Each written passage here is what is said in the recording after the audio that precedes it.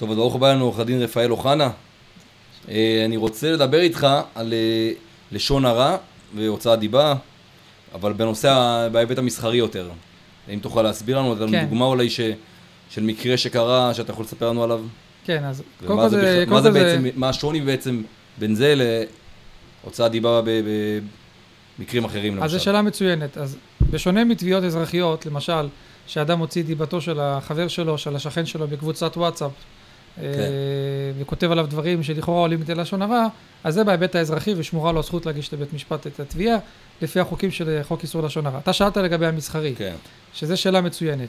היום הטכנולוגיה בעצם מאפשרת לכל אחד לפרסם בכל מיני ערוצים, זה יכול להיות בביקורת של גוגל, זה יכול להיות בפייסבוק, זה יכול להיות באינסטגרם. יכול להגיד, תשמע, הייתי במקום עסק מסוים וקיבלתי קורסון עם תולעים.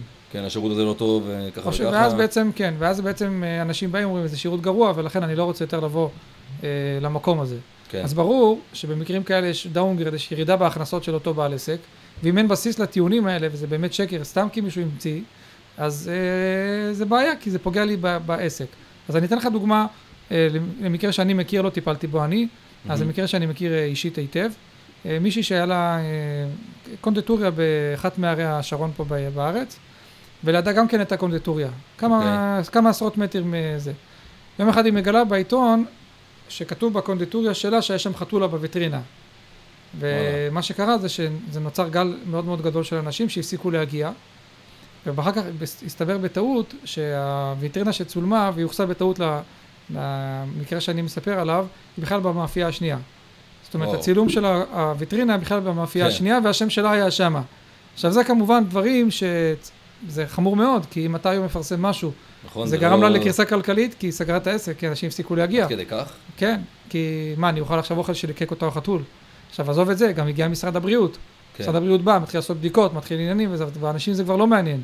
או למשל דוגמה, כשאתה כותב ביקורת שלילית בגוגל, קיבלתי שירות גרוע, מוצר על הפנים וכל הדברים האלה. אז כמובן שאפשר לכתוב ביקורת. עכשיו אם הביקורת היא נכונה והיא עניינית והיא באמת אמיתית, אז אין בעיה. אבל אם הביקורת היא לא נכונה והיא מתלהמת ואתה חורג לכאורה מהדברים הרלוונטיים שאתה צריך לכתוב, אתה יכול לכתוב בעל חנות הוא נאצי, זה לא רלוונטי. אז רכשת מוצר והוא לא בסדר, אז סבבה, שמעתי. אבל מפה ועד לקרוא לי נאצי זה קצת בעייתי. אז זה בהיבט המסחרי, שונה מההיבט האזרחי, כפי ששאלת.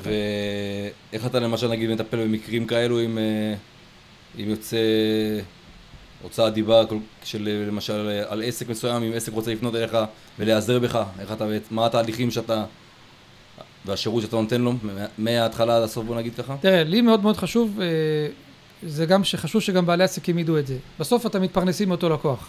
ואם ללקוח הייתה חוויה גרועה, בשיטתו, מבחינת ההרגשה שלו, הייתה חוויה גרועה, בוא נמצא פתרון. הפתרון הוא לא באמצעות כתיבת פוסט זוהם בפייסבוק, כמה אתה לא בסדר. תקשר ללקוח, תשאל אותו מה הייתה החוויה, איך אני יכול לפצות אותך, ובהתאם, אבל ברגע שהלקוח יקבל את היחס הזה, שמישהו מתעניין בו, מישהו שואל אותו, מישהו אכפת לו מהחוויית שירות, כי בסוף הוא יחזור ויקנה, וזה מה שחשוב לי. עכשיו, אם אתה רואה שהבן אדם לעומתי, מיליטנטי, הוא לא מוכן לשמוע כלום, וממשיך להכפיש, אז כמובן שיש דרכים. אחת הדרכים זה לפנות לבית משפט באמצעות מתן צו, להורות לגוגל למחוק את הביקורת. או להגיש תביעה לבית משפט על הוצאת דיבה ולשון הרע, של הדברים האלה. או מכתב התראה שאפשר לעשות. אז יש כל מיני כלים שאפשר לעשות, אבל כמובן שזה חייב להיבחן בפרספקטיבה של כל לקוח ולקוח, בהתאם לכל מקרה ומקרה. המקרה יכול להיות מקרה יותר גדול, יותר קטן. כן, זה תלוי. צריך להתאים אותו. כן, יש כאלה שמתפזרים, ופתאום, אתה יודע, משתלחים ללא רסן. כותבים פה ופה ופה ופה, וחוזרים על זה. כן, יש הרבה טוקבקיסטים שיכולים...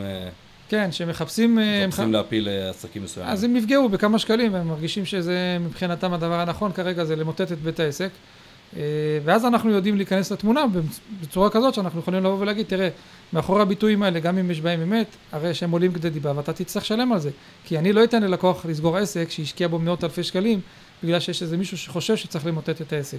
אז זה ברור שיש כלים מיידיים, כמו למשל מתן צווי עשה וכאלה שאפשר לפעול, אבל זה כמובן צריך לבדוק לפני, ורק אחר כך לקבל החלטה איך לפעול ביחס למקרה הזה הספציפי. ואם עסק כלשהו מרגיש שהוציאו את דיבתו, שהוא רוצה בעצם להיעזר בשירות שלך, איך אפשר לפנות אליך בעצם? אז כמו שאתם רואים, בתוך האתר יש את כל הפרטים. כן, אנחנו רואים באותו האתר. כן, יש טלפון, וואטסאפ עסקי. יש וואטסאפ עסקי, יש כתובת מייל שאפשר לפנות, אנחנו כמובן זמינים בכל הערוצים, אפשר כמובן גם להשאיר פה פנייה, הפנייה מגיעה אלינו למייל, אנחנו יודעים לחזור אליה באופן מיידי, תוך פרק זמן סביר. טוב, תודה רבה שהגעת אלינו, רפאל.